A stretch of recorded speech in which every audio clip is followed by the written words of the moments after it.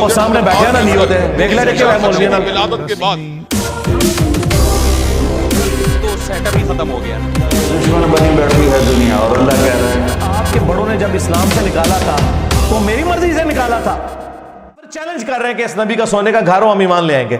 اللہ نے کہا کہ اے نبی معجزات ہمارے پاس ہے, تم تو ایک ڈر سنانے والے ہو, تم فرما دو ان سے میں بشر ہوں, رسول ہوں, میرا کام صرف دعوت دینا ہے. یہ اللہ کے اختیار میں.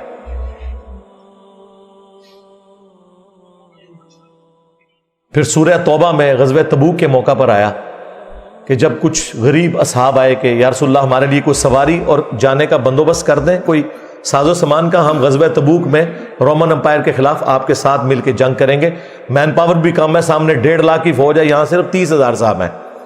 تو نبی علیہ السلام نے کہا کہ میں کوئی ایسی چیز نہیں پاتا کہ جس کے ذریعے تمہاری مدد کر سکوں. تو یہ الفاظ نبی علیہ السلام کے نقل ہوئے ہیں, اور پھر اللہ تعالیٰ نے کہا کہ تم دیکھتے ہو کہ یہ تمہارے ساتھی اتنے مخلص ہیں کہ تم سے اس حال میں پلٹ رہے ہیں کہ ان کی آنکھیں آنسوؤں سے تر ہیں اس غم کے سبب کہ یہ اپنے نبی کے ساتھ جا کے جہاد نہیں کر سکتے, کیونکہ تم کہہ رہے ہو میں تو کوئی سواری نہیں پاتا کہ تمہارے لیے بندوبست کروں, یعنی اوپر دیکھوں تو سونا, نیچے دیکھوں تو سونا ہو جائے, میں نہیں کر سکتا. یہ وہ تو جامعہ ترمذی میں آیا کہ حضرت عثمان ابن عفان رضی اللہ تعالیٰ عنہ نے اللہ تعالیٰ کی راہ میں اشرفیاں اور اونٹ خیرات کیے, چند صحابہ کا بندوبست ہو گیا, وہ بھی سب کا نہیں ہو سکا, پھر بھی وہ بھی انہوں نے کمایا ہوا تھا, اوپر دیکھے تو سونا کر کے نہیں بنایا تھا.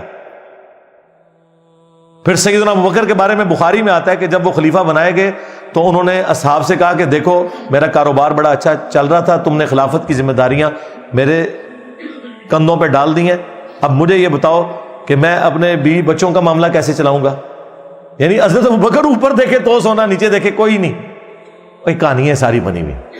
پھر صحابہ کرام نے ایک مہاجر کے برابر ان کا وظیفہ مقرر کیا, اور اس میں انتہائی گستاخانہ الفاظ ہیں ان کی نظر میں, ہمارے نزدیک بالکل ٹھیک ہے کہ ابو بکر امور خلافت چلائیں گے اور مسلمان عوام ابو بکر اور ان کے گھر والوں کا خرچہ اٹھائیں گے. آج یہ بات ہم اپنے ریاستی اداروں کو کرتے ہیں نا کہ ہمارے ٹیکسز کے اوپر تم پل رہے ہو, تو ان کو برا لگتا ہے, تم لوگوں کی کیا اوقات ہے. حضرت ابو بکر کے بارے میں لوگ کہہ رہے ہیں کہ ابو بکر خلافت کا نظام چلائیں گے اور ان کا اور ان کے بیوی بچوں کا خرچہ عوام اٹھائیں گے. اس کو تو حضرت ابو بکر نے اپنی کوئی گستاخی شمار نہیں کیا. تمہیں ہم صابن کی ٹکیا کے اوپر بھی ٹیکس دیں اور ہم سے یہ گلا کرو کہ جی ہمیں جتاتے ہو اس چیز کو. اگر صحابہ کرام اس زمانے کے مسلمان یہ کہہ سکتے تھے کہ ہم ابو بکر اور ان کے گھر والوں کو پال رہے ہیں خرچہ دے کے بیت المال میں, تو تمہیں نہیں ہم کہہ سکتے, اور تم تو شاہی کوئی نہیں. کون سا تکبر آ گیا, دین کی کوئی نو ہاؤ ہی نہیں ہے, اس لیے وہ خام خواہ برا منا جاتے ہیں. ہمارے اداروں میں بھی نا بڑے لوگوں کے دماغ میں یہ نشہ ہوتا تھا جی بڑی ملک و قوم کی خدمت کر رہے ہیں. میں نے کہا جی بالکل جھوٹ ہے, آج تنخواہیں بند ہو نا میں دیکھتا ہوں کون ملک و قوم کی خدمت کرتا ہے. تو یہ خام خواہ یہ راگ لاپنا چھوڑیں, پیسے لے کے کر رہے ہیں, ٹھیک ہے, ساتھ خدمت بھی ہو رہی ہے. تو آپ دیکھیں کہ صحابہ کرام اور اس سے بڑھ کر رسول اللہ صلی اللہ علیہ وآلہ وسلم, ان کے لیے تو سونے نہیں ہو رہے, اور ان کا بزرگوں کے بارے میں دعویٰ ہے کہ جی وہ درخت بھی اور جڑیں بھی ساری سونے کی ہوگی. تو یہ میں پوسٹ مارٹم اس لیے کرتا ہوں کہ آپ کو میں ایک کریٹیکل انالیسس کرواؤں کہ یہ جو اس نے دعویٰ کیا نا کہ نبی الاسلام بھی صوفی تھے, ان کی صوفیت یہ ہے. ابھی تو بے شمار خلاف شرع اور باتیں میں پیش کر سکتا ہوں, لیکن میں پنجتن پاک کی نسبت سے اسی پہ رہتا ہوں. 5 میں نے گستاخانہ عبارتوں کا ذکر کر دیا, اور 5 یہ میں نے واقعات بیان کر دیے, ان کا پوسٹ مارٹم کر دیا, تاکہ جس کے لیے ہدایت والا معاملہ ہے اور وہ چاہتا ہے کہ ہدایت حاصل کرے, تو آلموسٹ یہ 1 گھنٹے کی ویڈیو اس کا دماغ کھولنے کے لیے کافی ہے. باقی تو ہم کوشش ہی کر سکتے ہیں, اور رسول اللہ صلی اللہ علیہ وآلہ وسلم کی بھولی بالی امت کو جھنجھوڑ ہی سکتے ہیں کہ اللہ کے بندو جاگ جاؤ. ان لوگوں نے آوازیں مکے اور مدینے کی لگائی ہیں, سواریاں مکے اور مدینے کے نام کے اوپر سوار کی ہیں, لیکن پھینکی ہیں اجمیر میں, بغداد میں, دیوبند میں, بریلی میں.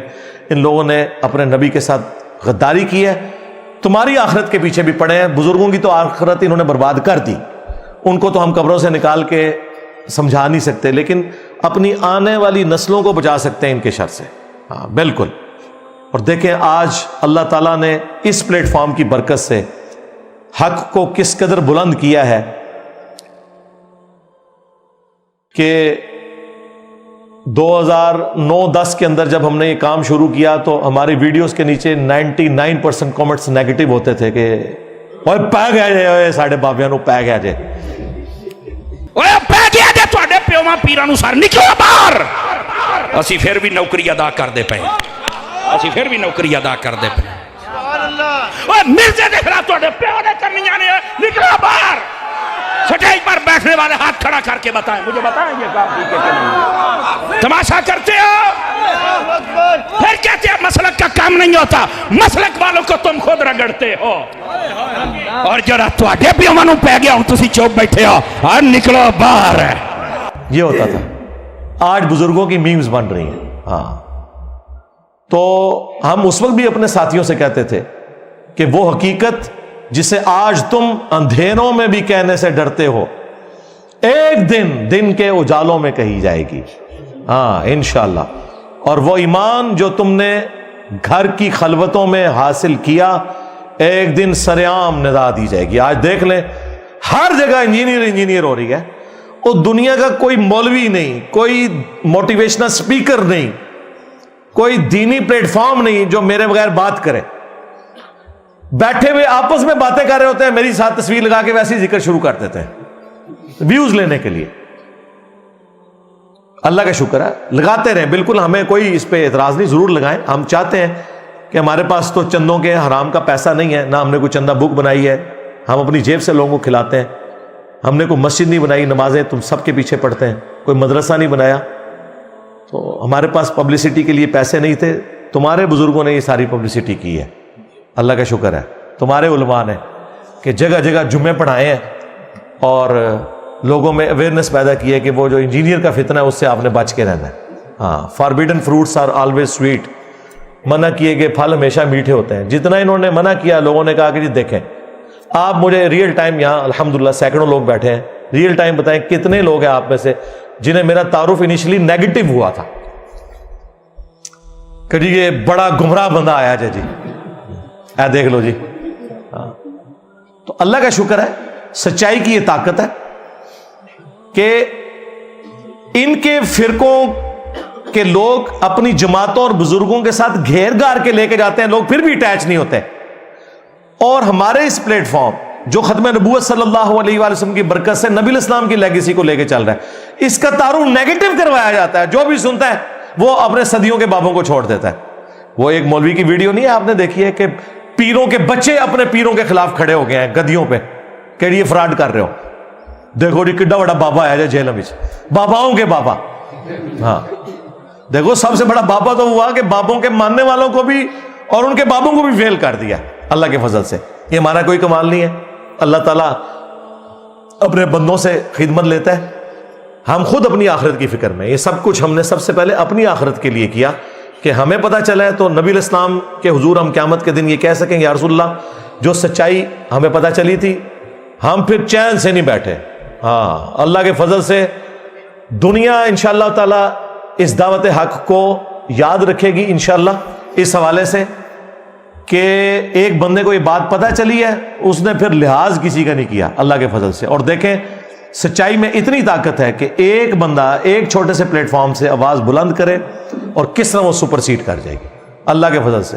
آج ہر طرف الحمدللہ یہ ندا ہے کہ میرے نبی سا ہے ہی کوئی نہیں, تیرے بابے تھے شاہ ہی کوئی نہیں. صلو علی محمد وآل محمد, اللہم صلی علی محمد وعلی آل محمد واصحاب محمد وازواج محمد وامت محمد اجمعین الی یوم الدین, آمین.